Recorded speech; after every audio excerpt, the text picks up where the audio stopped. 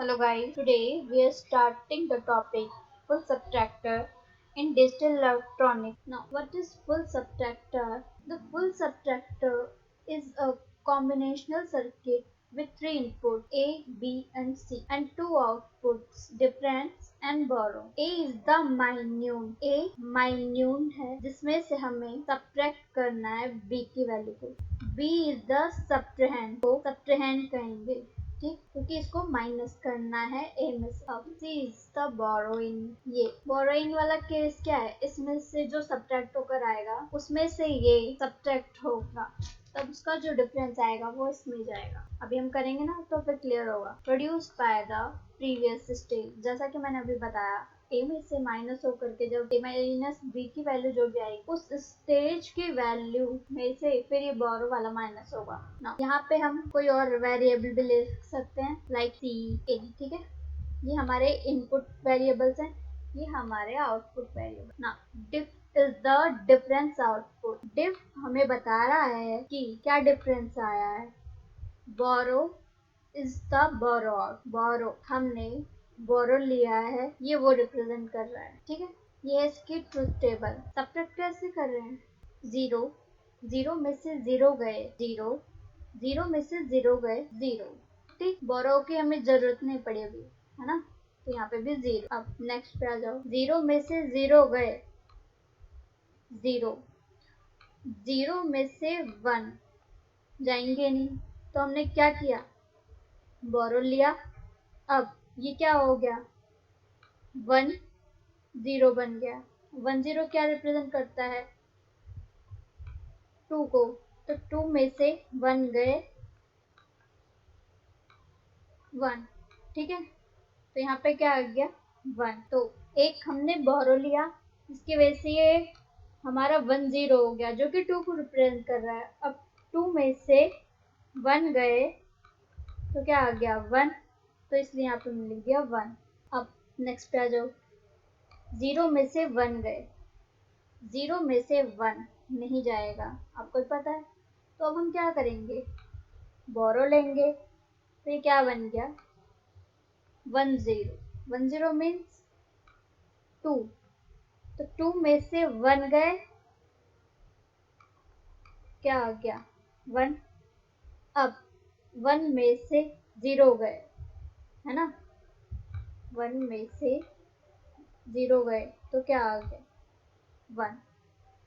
ठीक, तो ये हो गया हमारा डिफरेंस 1 आ गया, बोरो भी 1 हो गया. 0 में से 1 नहीं जाएंगे, तो हम क्या करेंगे, 1 बोरो लिया हमने, तो ये क्या हो गया 10 मीन्स 2. ठीक है, ये हो गया क्या 1. तो 2 माइनस 1 इक्वल्स टू 1. अब 1 माइनस 1 इक्वल्स टू 0. ठीक, समझ गए, ऐसे करना है. अब नेक्स्ट पे आ जाओ. 1 में से 0 गए 1. अब 1 माइनस 0 इक्वल्स टू 1, है ना, और बोरो की जरूरत नहीं पड़ी इसलिए यहाँ पे 0. नेक्स्ट पे आ जाओ. 1 माइनस 0 इक्वल्स टू 1. अब 1 माइनस 1 इक्वल्स टू 0. ठीक, डिफरेंस आ गया 0. अब नेक्स्ट पे आ जाओ. 1 माइनस 1 क्या आएगा, 1 माइनस 1 0 और 0 minus 0 0 minus 0 equals to 0. Next 1 minus 1 क्या हो गया 0. अब 0 माइनस 1 नहीं हो सकता. ठीक, तो हम क्या करेंगे, बोरो लेंगे. बोरो लिया, यहाँ क्या हो गया 10. अब 10 मीन्स 2 में से 1 गए 1, डिफरेंस क्या आ गया 1. ठीक है, तो ये हो गया हमारी ट्रुथ टेबल फुल सब्ट्रैक्टर की. अब लास्ट टाइम मैंने आप लोगों को बताया था कि इक्वेशन कैसे इसकी बनाते हैं. हाफ सब्ट्रैक्टर या हाफ एडर, फुल एडर। मैंने डायरेक्ट यहाँ से बता दिया था, जहाँ जहाँ 1 है वहाँ से हम उसके वेरिएबल को लिखते हैं। देखो कैसे, 1 यहाँ है, 1 यहाँ है, 1 यहाँ है, 1 यहाँ है, ठीक है।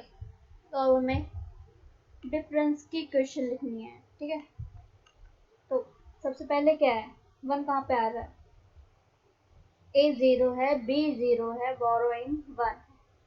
A 0 B 0 का मीन्स क्या, A कॉम्प्लीमेंट, B कॉम्प्लीमेंट, और यहाँ पे क्या है, बोरोइंग।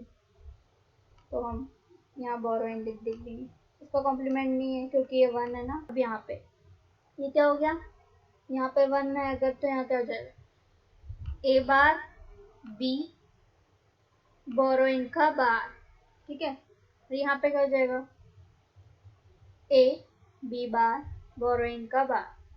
लेकिन इस बार मैं आपको के मैप से बताती हूँ कैसे इक्वेशन बनाते हैं।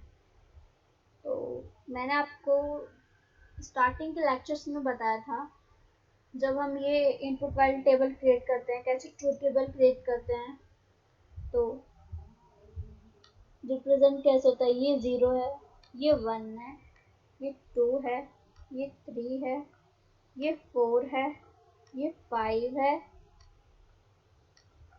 ये 6 है, और ये 7 है।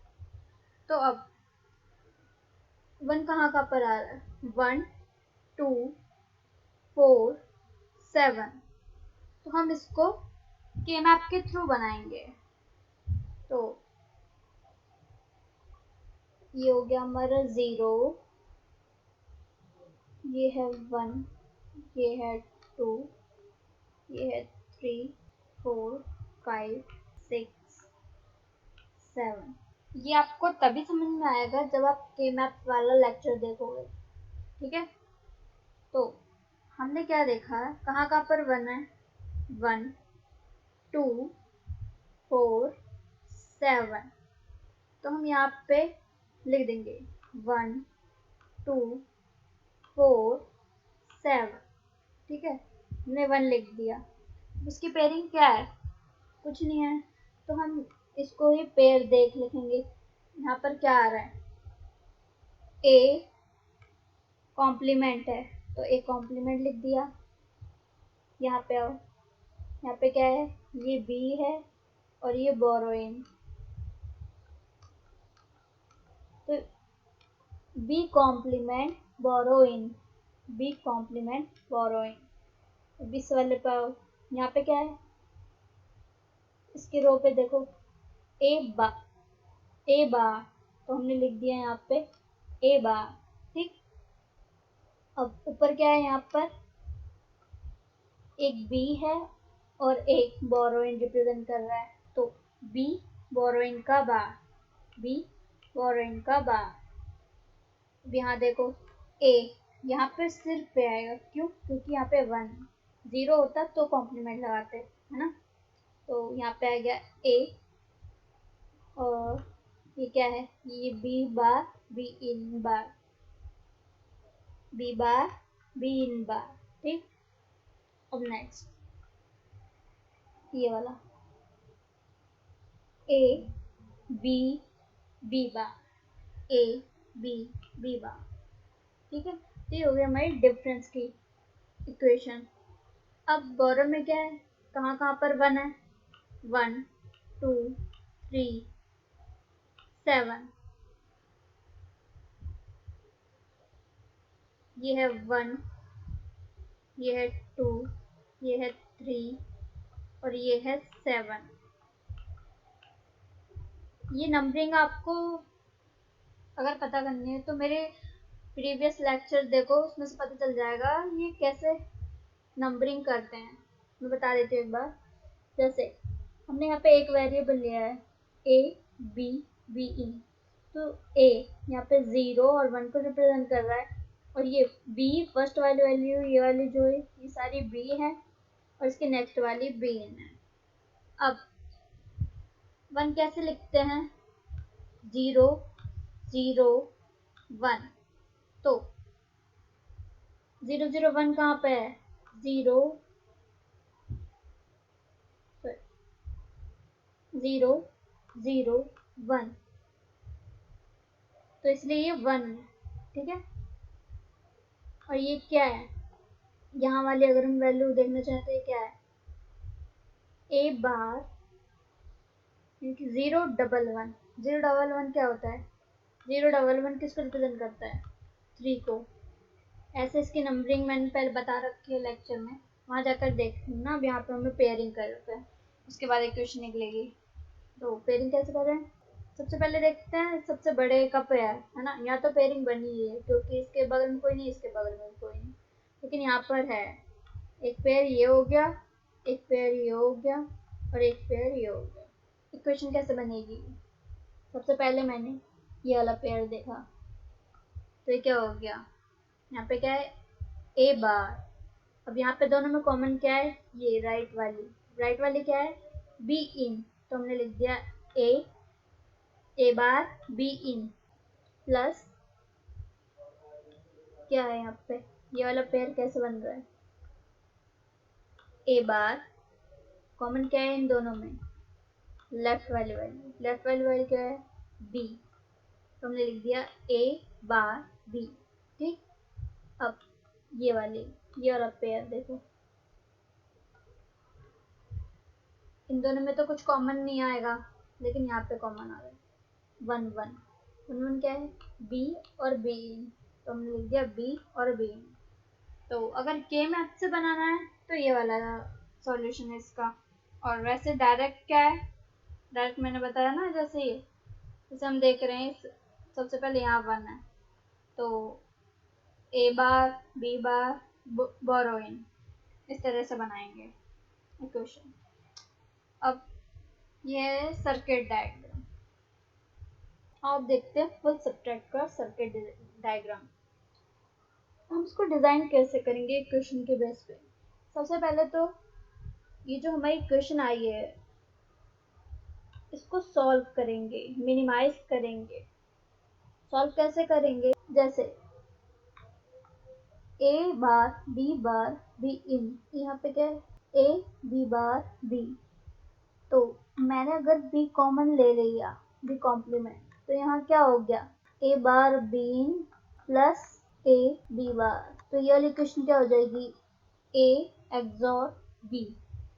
तो इस तरीके से ये पूरी इक्वेशन जब हम सॉल्व करेंगे तो हमें क्या मिल जाएगा? ए एक्सॉर बी इन। इस तरीके से ये जब पूरा सॉल्व हो जाएगा तो हमें इक्वेशन मिलेगी और हमें इसका सर्किट डायग्राम बनाना है। सर्किट डायग्राम कैसे बन रहा है इसका?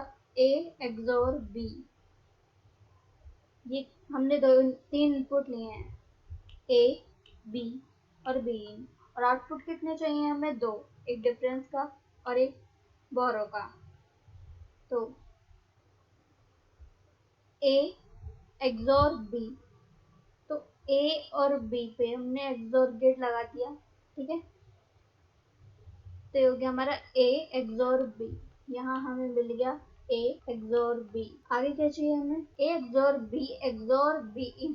तो यहाँ से बी इन जा रहा है, तो यहाँ से ए एक्सॉर बी गया, यहाँ से बी इन गया, तो यहाँ पे हमें डी की इक्वेशन मिल गई, ए एक्सॉर बी।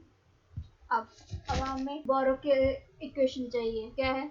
ए एक्सॉर बी का कॉम्प्लीमेंट प्लस ए बार बी। सबसे पहले हमने लिख दिया ए बार बी, यहाँ से हमें मिल गया क्या? ये ए जो है यहाँ पे ए बार बन गया, और ये क्या है? बी। तो हमारी ये वाले एंड गेट से क्या हो गया?